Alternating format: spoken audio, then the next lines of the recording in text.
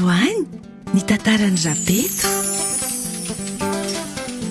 Taloha ela be tany teto Madagasikara dia nisy olona lava be natsoina hoe Rapeto, izay nonona tao Ambohidrapeto.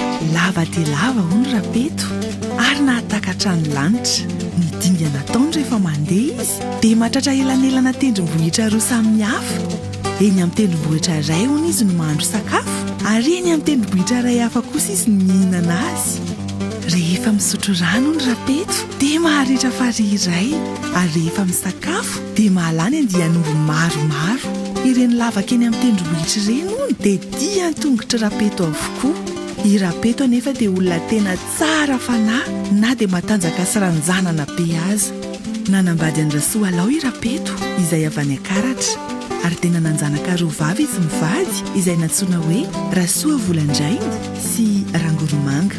I Rapeto dia tena feno fitiavana ny vadiny ary nanao izay azony rehetra natao hanampiana azy. Anisan'izany ohatra ny nanamboarany fariny tasy mba ahafahany ombiny Rasoalao misotro rano.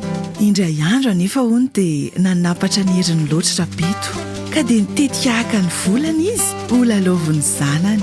Norarany zanahary anefa Rapeto sy hikitika ny volana mba tsy hanakorotana ny fisian'ny andro sy ny alina.